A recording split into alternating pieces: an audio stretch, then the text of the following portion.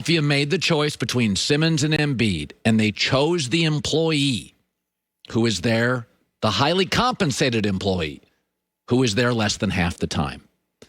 But in situations like this, we should all learn from it, right? If you were a GM in this sport, you'd look around and go, what's the trend? Here's the trend. It is a cautionary tale of when you have two stars and they don't get along, and you know it before everybody else does because you hear about it on the plane, you hear about it from an assistant coach, you kind of see it in the locker room or at practice. Quietly get on the phone, call other teams, and move them.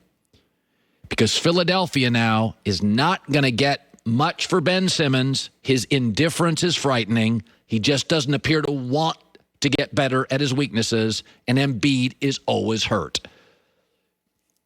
Everybody thought they could fix this thing, and it surfaced 2 years ago. Brian Colangelo was sure he could fix it. Nelton Brand was sure he could fix it. And Sam Hinkie was sure he could fix it. And of course they couldn't, because NBA history tells you, even recent history, when two stars have an issue and don't get along, it never works. Durant and Westbrook, we can fix it. Pippen and Barkley in Houston, Kobe and Shaq, LeBron and Kyrie, Chris Paul and Blake Griffin, Chris Paul and James Harden. I wrote 6, 7 down this morning. I could give you another 8. Find me the example of two stars that don't get along. This isn't like real life where you go to therapy or a marriage counselor and you can get through things. There's intensity in sports, right? You get like 8 years to make your money, 8 years to hit it. You don't have 30 years to work on something. You got agents chirping in their ears. You got family members. You got coaches. You got shoe companies. The bottom line is when you see it going south, and teams always see it before guys like me see it, before the media sees it. You see it at practice. You hear it in the locker room. You always got a veteran or two in the locker room that chirps to a coach. Isn't great. You hear it on the plane. You see it on the plane. I mean, Embiid and Simmons last year's All-Star game wouldn't share a private jet for 2.5 hours to fly to the game.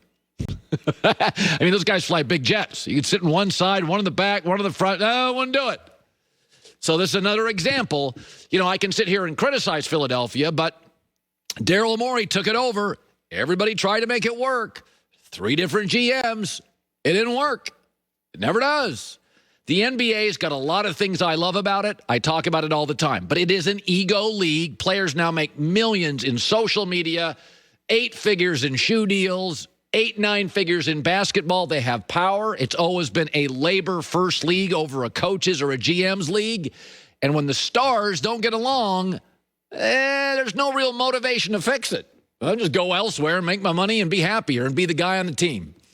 So cautionary tale, the Sixers made their choice, and it comes with major risk. Joy with the news. No. Turn on the news. This is the Herdline News. Well, for the 4th time in the last 6 seasons, Alabama is first in the preseason AP Top 25 poll. They took the top spot with 47 of the 63 first-place votes coming off of their national championship. Here's a look at the rest of the top 10. Alabama 1, followed by Oklahoma, Clemson at 3, Ohio State 4, Georgia rounds up the top 5, Texas A&M 6, Iowa State, Cincinnati, Notre Dame, and North Carolina. Do you know Clemson faces one ranked team all year, and that is in their opener against Georgia? So whether or not I think Clemson is the best team, and I think you could certainly make an argument they are, they're going to end up in that playoff. So even if they lose to Georgia, they're going to roll over the rest of their team. They'll probably have 1 or 2 close games. Syracuse, for some reason, always plays Clemson close. They have a good coach.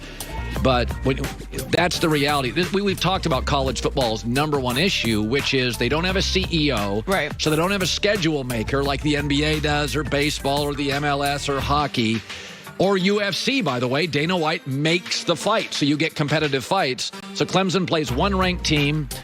That game's about a 3-point swing either way. I'd probably take Clemson because I love their quarterback and coach. But you kind of know I'm going to fill in Clemson is going to be in the playoffs. I'm going to do that today. I don't know about everybody else, but Clemson's going to be in. Well, look, I also like Oklahoma's quarterback as well. Oh, he's great. So the one thing, have you seen the first week of college football? Like the first Labor Day, slate you of mean? games? Or the weekend after that, or Labor Day? Yeah, Probably like the the weekend. opening weekends with like Clemson and Georgia play, and Yeah. it's like Bama and Miami, and it's a pretty amazing Is it? weekend to start off. Yes. And it'll be interesting. I do love Clemson's quarterback as well, DJ Uiagalelei. He played out here in Los Angeles. He is an insane. Well, we saw a little bit of him last year, and you could see that he's got a lot of talent. Yeah, his only issue is everything's a fastball. He's got to learn a little tempo. Yeah. But in terms of talent, size, arm, you're like, And you got Spencer Rattler at Oklahoma, who I love. Probably go number 1 in the draft. Probably. We don't know who's going to be the quarterback at Ohio State yet. They're saying C.J. Stroud is winning the battle there. You have J.T. Daniels at Georgia and Bryce Young at Alabama, but it's I'm really excited for this college football season. Yeah. So Justin Fields had a strong first season game with the Bears last weekend, also a very strong reception from Chicago Bears fans. Matt Nagy is still committing to Andy Dalton as the team's week 1 quarterback, but he said Fields will be getting more time with the starters as they move forward in practice. You need to be able to see, okay, not even so much Adam to see that with his own players, because he gets some of that in practice right now. He's getting some of that, but also it can be good to see what he does versus the first team defense. You know, so when you combine both of those together, that's again kind of part of the evaluation process. So yes, I'd say a little bit of that with his own players, and then also who he's playing against. I understand you don't want to throw Justin Fields to the wolves, so to speak. The Wolves. Week 1. But he's got to go up against those wolves eventually. I know. And so this is how I look at it with rookie quarterbacks. Every other position that's drafted in the first round, you expect to play right away. Now, you might not expect them to be fully developed. Right. You might not expect them to come into the league and win Offensive Rookie of the Year or be at what they're going to be in their 4th or 5th year with experience and those, NFL calluses adjusting to the speed, all of that. But you're a first-round quarterback for a reason. It's because they need a quarterback. If they felt like Andy Dalton was the future of the team, they wouldn't have taken Justin Fields. So if you don't feel like Justin Fields is ready week 1, he's not developed enough, he's not picking up the playbook, he hasn't adjusted to the speed, and he needs more reps in practice, fine. You're the one seeing that. Right. But I just don't like this idea that they all need to be, coddled, and you don't want him to go up against Aaron Donald. He's going to go up against Aaron Donald eventually. So what is if it's 1 or 2 weeks, are you really learning that much? Here's what I would say.